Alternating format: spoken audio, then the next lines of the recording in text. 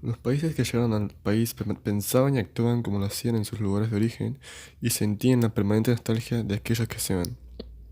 Así, los argentinos celebran hasta hoy la Navidad en pleno verano, decorando pinos con copos de algodón para imitar la nieve del hemisferio norte y comiendo nueces, almendras y pan dulce. También comen pizza, espaguetis y milanesas, paella y empanada gallega, empanadas árabes y cuspi, salchichas y chucrut, junto con el asado y la humita. El positivismo.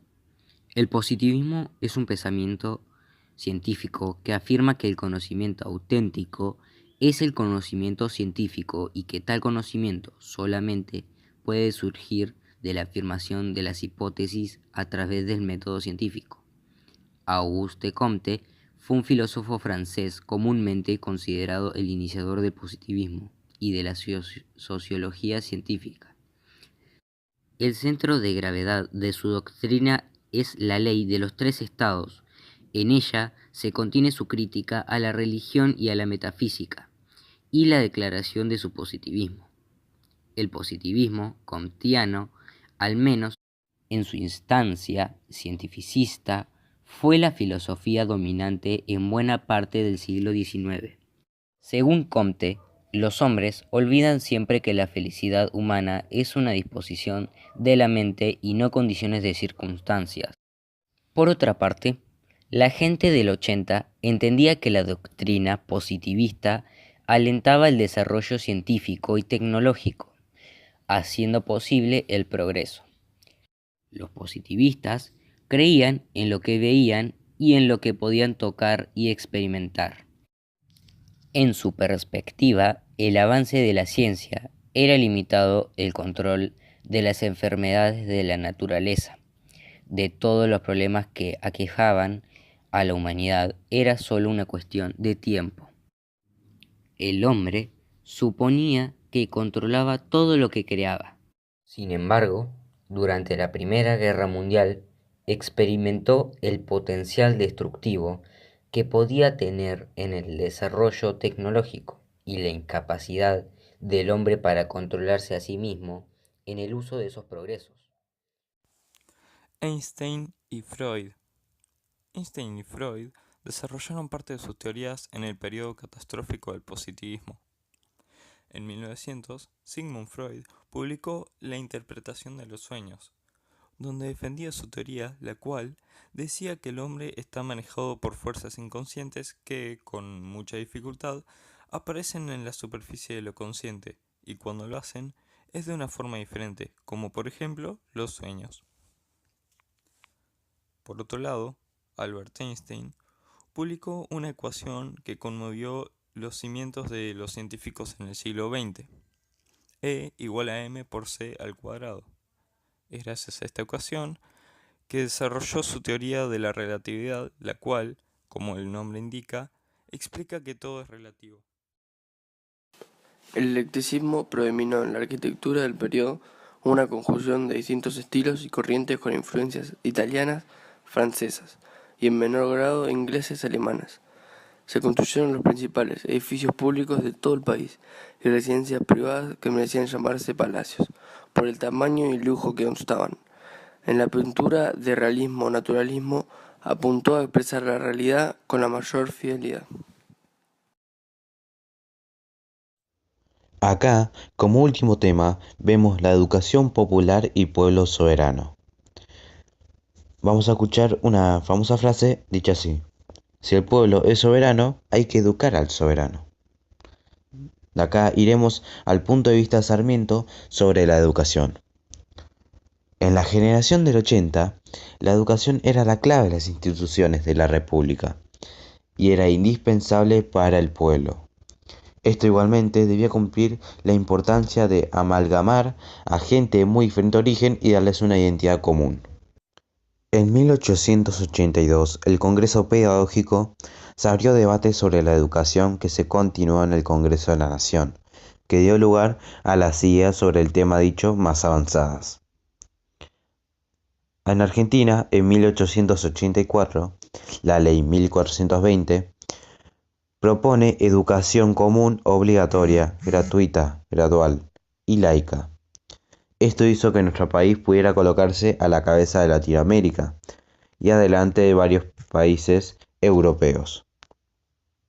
Esta enseñanza sería gratuita y obligatoria, ya he dicho anteriormente, pero solo para los niños de 6 a 14 años.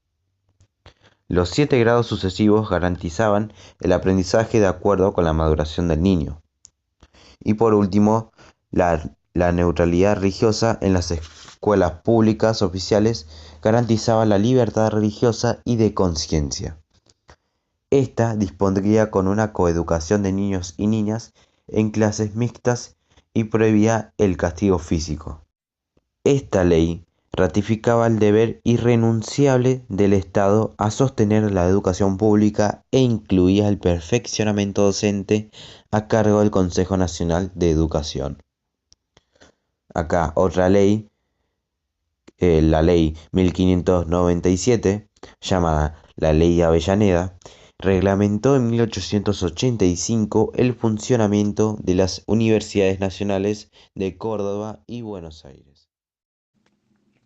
Las letras argentinas durante esta época fueron mayormente conocidas por tener escritores de renombre como Lucio Vicente López, Miguel Cané, Lucio B. Mansilla, Eduardo Wilde, Paul Grossack y Eugenio Cambaceres, quienes fueron llamados escépticos, mundanos y un tanto burlones e irónicos, los cuales tuvieron todas las finuras del viaje a París y de los pasatiempos de los clubes aristocráticos de Buenos Aires por el crítico Enrique Anderson Imbert.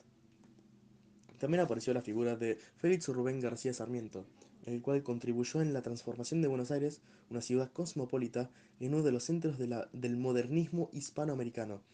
La personalidad anteriormente nombrada, mejor conocida como Rubén Darío, fue un poeta nacido en Metapa, hoy conocida como Ciudad Darío, en Matagalpa, Nicaragua. Él fue citado como el padre del modernismo hispánico, considerando su punto de partida al Libro Azul, publicado en el año 1888. Rubén Darío sentía un gran amor por Argentina, y esto fue mutuo, ya que este le dio un soplo de aire fresco a la ciudad del lunfardo, haciendo que la calidad de la escena intelectual de este lugar sea de mayor influencia. En cambio, la música argentina fue principalmente influenciada por 4 acontecimientos histórico-culturales: la colonización española, la migración africana forzada, la gran ola de inmigración europea y la inmigración interna. Aunque la palabra folclore habla de música popular, anónima y tradicional, en Argentina se conoce el folclore como música de autor de renombre, con sus bases en ritmos y estilos propios de la música provincial, en gran número de origen indígena y afrohispano colonial. En esta etapa, algunos de los músicos más influyentes en la escena fueron Arturo Beruti y Alberto Williams, quienes fueron compositores los cuales dieron mayor hincapié en dar la dirección nacionalista a sus obras, aunque tuvieron gran influencia de la música europea. Uno de los epicentros de la ópera argentina fue el Teatro Colón, después de su reinauguración en 1908. Laicismo. ¿Qué es el laicismo? El laicismo es la corriente de pensamiento, ideología, movimiento político, legislación o política de gobierno que defiende o favorece la existencia de una sociedad organizada independientemente de algo. En este caso es de la religión. El laicismo fue una característica importante. Eran positivistas, lo que significaba que los temas relacionados con la existencia de Dios y la religión no les inquietaban.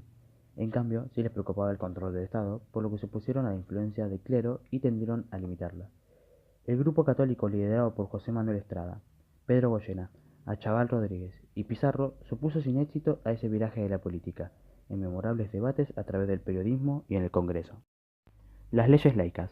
Cuando hablamos de leyes laicas nos referimos a la legislación aprobada y promulgada en Chile entre 1882 y 1884, durante el gobierno del presidente Domingo Santa María, en las cuales el Estado asume las funciones de registro civil de las personas y las normas para el entierro. Las leyes laicas son: Ley de los cementerios laicos, que estableció la no discriminación por credo religioso en el entierro de las personas en los cementerios creados con fondos fiscales o municipales. Los entierros solo se podían efectuar en los cementerios, se prohibieron los entierros en recintos particulares. Ante la negativa de la Iglesia Católica de cumplir dicha norma, se decretó la prohibición de entierros en las parroquias o cementerios privados, autorizados después de 1871. Ley de matrimonio civil. Eliminó la facultad de la Iglesia Católica de consagrar y registrar legalmente los matrimonios. Por esta ley, dichas funciones pasan al Estado. No se reconoce como legal el matrimonio religioso. Solo es válido aquel celebrado ante un oficial de registro civil. Por último está la Ley de Registro Civil, que complementó las dos anteriores al establecer el registro civil como la instancia encargada de registrar los nacimientos, matrimonios y defunciones. Retira de la Iglesia la función que cumplía por medio de los registros parroquiales. El objetivo práctico de estas leyes, mediante las cuales el Estado adhirió activamente al principio de tolerancia religiosa, fue crear condiciones favorables para la llegada y radicación en el país de inmigrantes de credos diferentes al católico. Si bien la finalidad inicial había sido atraer a la inmigración sajona protestante, en los hechos se posibilitó también el establecimiento de población de origen judío y musulmán. Mi corazón con el Kini late más, elegí 6 numeritos y a ganar, siempre a ganar, no dejemos de soñar, Kini 6, vos sos mi amor, vamos todos a jugar. Dale, prendete, vos también hacete fanático al ritmo del Kini 6 y vení a festejar todas las semanas.